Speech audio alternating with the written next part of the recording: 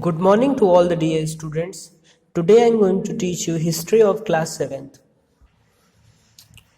Chapter number 8 religious ideas in medieval period.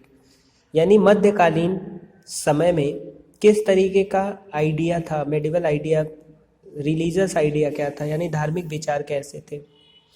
अब हम देखते हैं the medieval times witness remarkable changes in Indian society. यानी इस टाइम पे बहुत सारे चेंजेस दिखे in the field of society में बहुत सारे चेंजेस दिखे। जैसे दो मेजर चेंजेस, भक्ति और सूफी। भक्ति का मतलब आप सभी जानते हैं और सूफी का मतलब होता है, ये क्या थे, रिलीजियस सेंट्स थे, कुछ मुस्लिम सेंट्स थे। भक्ति हिंदुओं के अंदर थी, सूफी संत जो थे ये क्या थे, सेंट थे। वो क्या करते थे, लोगों में जो भी कुरीतियाँ थी आप कह सकते हैं, जो उनके रिलीजियस प्रैक्टिसेस थे जो किसी तरीके से लॉजिकल नहीं थे, उनको उन्होंने उनमें सुधार करने की कोशिश की। और इस तरीके से कई सारे मूवमेंट्स थे जिन्होंने किस भारतीय समाज पर काफ़ी प्रभाव डाला। The idea of supreme God. आप सभी जानते हैं कि ईश्वर क्या है, शाश्वत है, वह सबसे सर्वोच्च सत्ता है, सुप्रीम पावर होती है। और आप ये जानते हैं कि उस टाइम पे मेडिवल पीरियड में बुद्धिज़्म और जैनिज़्म यानी बौद्ध धर्म और जैन धर्म को मानने वाले बहुत सारे लोग थे। और ये इनकी टीचिंग्स जो थी वो बहुत ही पॉपुलर थी उस टाइम पे।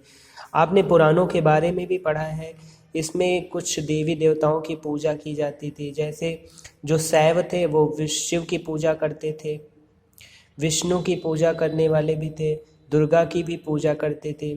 तो इस तरीके से आप देख सकते हैं कि कई तरीके के मत थे।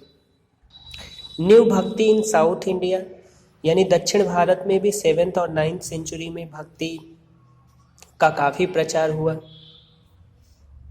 और यह समाज के हर वर्गों द्वारा, हर जातियों द्वारा किया गया। दक्षिण भारत में जो भक्ति का उद्भव हुआ उसमें ये लोग जैन धर्म और बौद्ध धर्म के आलोचक थे। इनकी लैंग्वेज तमिल भाषा में और संस्कृत में थी। इनकी जो पोइट्रीज थी वो इन सब भाषाओं में लिखी गई थी। और इनको संगम लिटरेचर से इन्हें काफ़ी इंस्पिरेशन मिला। और इन्होंने कई जगहों पर मंदिर भी बनवाया और कई प्लेसेस पर विजिट भी किया, यानी यात्रा भी की। अलवर्स और नयनार्स जो थे, इन्होंने भक्ति मूवमेंट को साउथ इंडिया में 7th और 9th सेंचुरी में काफ़ी ज़्यादा मजबूत किया। और इनकी राइटिंग्स जो थी, इनके जो लेखन की कला थी या जो लेखनी थी वो तमिल और तेलुगु भाषाओं में लिखी गई थी। और इनके ज़्यादातर जो सेंट्स यानी संत थे वो ब्राह्मण थे, कुछ लोअर कास्ट के भी थे। और कुछ फेमस जैसे अलवर सेंट है, अंडल, और कुछ विष्णु के उपासक भी थे, कुछ शिव की भी उपासना करते थे। इस तरीके से नेक्स्ट हम देखते हैं माणिक्यव सागर जो थे, ये तमिल पोएट थे जिन्होंने का लिखा था। और इसमें इस पोइट्री में उन्होंने शिव की वंदना की है। और इस तरीके से ये पांड्य किंग के वसुवर्धन के टाइम पे थे।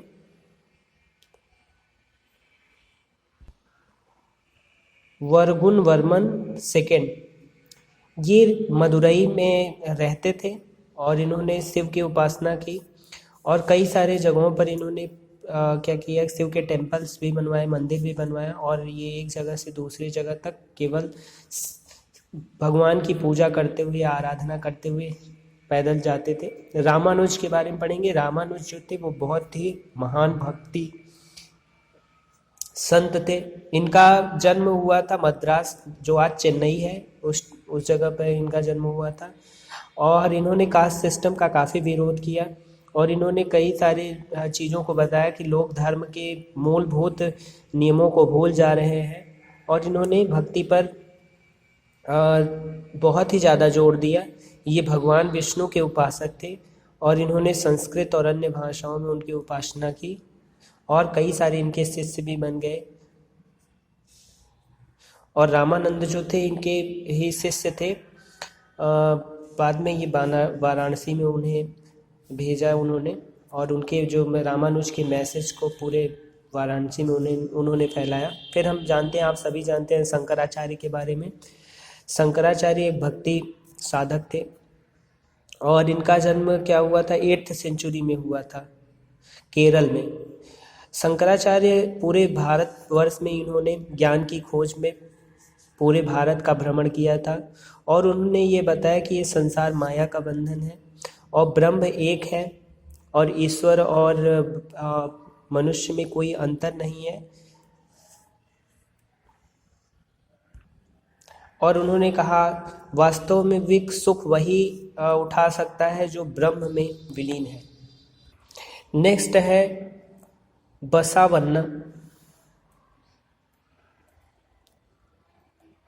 ये वैष्णव मूवमेंट जो था उससे जुड़े हुए हैं। इनके कई सारे साथी भी थे, जैसे अलम्मा प्रभु, अक्कम्मा महादेवी। और इन्होंने कर्नाटक में 12th सेंचुरी के आसपास इन्होंने क्या किया था, उसके मध्यकाल में इसे शुरू किया था। ये सभी व्यक्तियों के एकता पर विश्वास करते थे। ये कास्ट सिस्टम के विरोधी थे और ये इन्होंने जो औरतों की स्थिति थी या जो फिर ईडल वर्शिप यानी जो मूर्ति पूजा थी, इनको भी इनके भी विरोध में थे ये।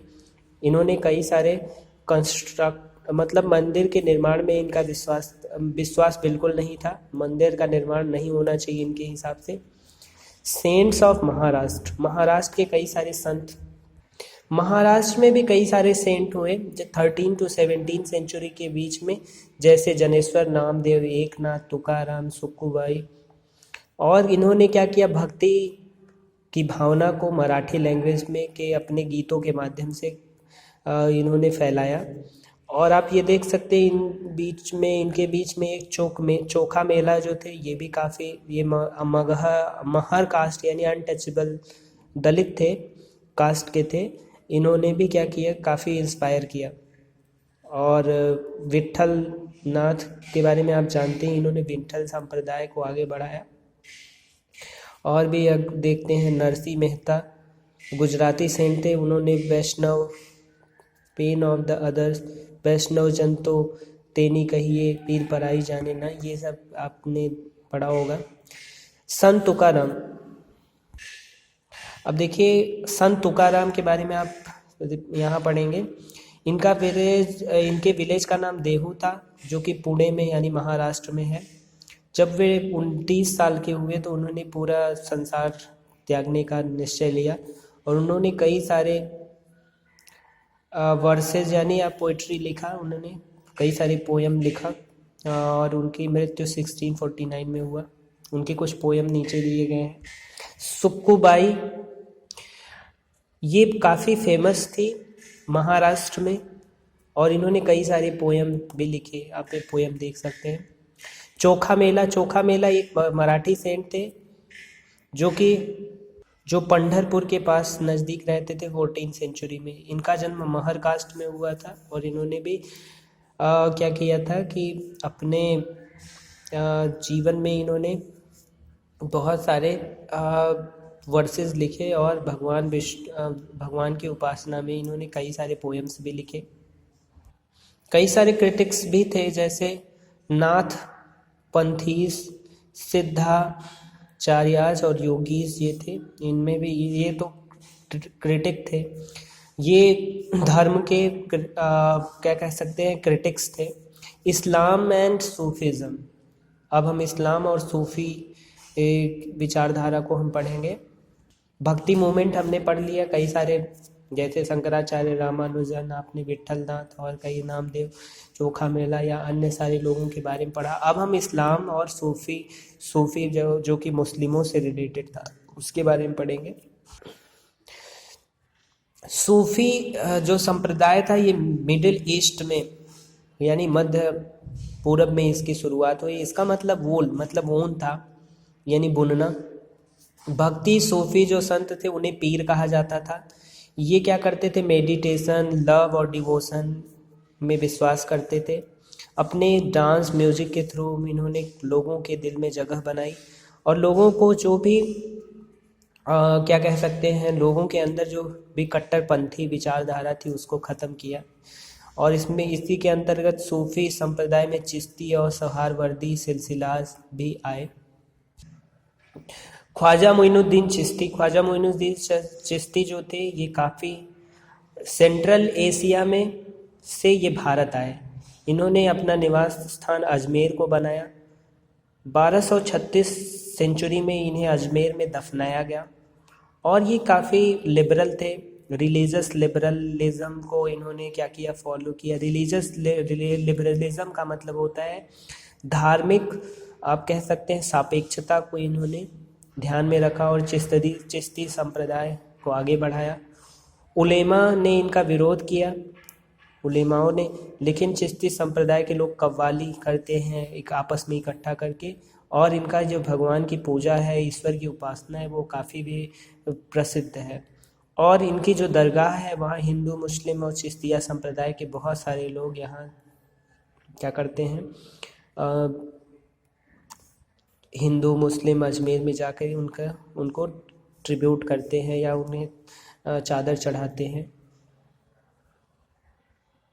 जलालुद्दीन रूमी के बारे में पढ़ेंगे। जलालुद्दीन रूमी जो था 13 सेंचुरी का पर्सियन पोएट था और सूफी संप्रदाय को मानने वाला था और यह ईरान और में इसका जन्म हुआ था। ईरान के बल्ख में या बल्ख कह सकते हैं।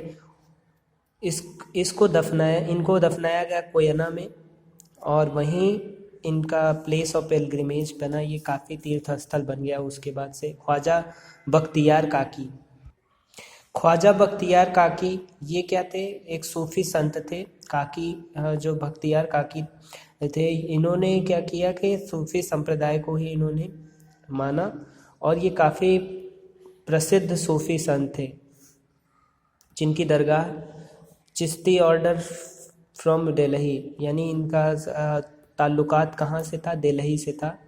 ख्वाजा बख्तियार काकी जो थी उनके कोई खुद के डॉक्ट्रिन्स नहीं थे। मजलिस में उन्होंने अपने विचारों को व्यक्त किया। जब कभी भी उन्हें लोग पैसा देते थे तो वो लोगों में बांट देते थे। अब हम देखते हैं निजामुद्दीन औलिया। ये भी एक बहुत ही प्रसिद्ध सूफी संत थे जिनका नाम निजामुद्दीन औलिया था। ये बाबा फरीद के शिष्य थे। अमीर खुसरो जो था इनका शिष्य था, जो कि एक बहुत प्रसिद्ध पोएट था Amir Khusro. Religious development in north India, उत्तर भारत में किस तरीके से धार्मिक विकास हुआ। उत्तर भारत में भी काफ़ी जो भक्ति का प्रचार हुआ, हिंदुइज़्म, इस्लाम, सूफिज़्म, भक्तिज़्म, इस तरीके से काफ़ी। जैसे भक्ति में कबीर, गुरु नानक ने जो भी धार्मिक कट्टरपंथी विचारधारा थी उसको नष्ट किया। तुलसीदास जो कि काफ़ी रिलीजियस बिलीफ के थे, उन्होंने आप कह सकते हैं सबके लिए भक्ति का मार्ग प्रशस्त किया। कई सारे पीजेंट्स, आर्टिसन, क्राफ्टमैन्स थे, उन्होंने भी नए संतों की तरफ आकर्षित हुए वो लोग भी। और रामचरितमानस तुलसीदास का ये अवधी लैंग्वेज में है। इन्होंने भगवान राम के जीवन का वर्णन किया है, चरित्र का वर्णन किया है। कृष्ण जिन्होंने सूर सारावली और साहित्य लहरी जैसी कविताओं को रचा। शंकर देव जो कि आसाम के डिवोटी थे, इन्होंने कई सारे भाषाओं में विष्णु की उपासना की। रविदास, मीराबाई, दादू दयाल, चैतन्य देव और कई सारे ऐसे संत थे जो कि ईश्वर की उपासना में और भक्ति के प्रचार में लगे हुए थे। इस टाइम पे बहुत सारे लोकल भजन भी, आप कह सकते हैं क्षेत्रीय भजन भी गाए जाते थे और ये भारत के कल्चर का एक हिस्सा बन गया था।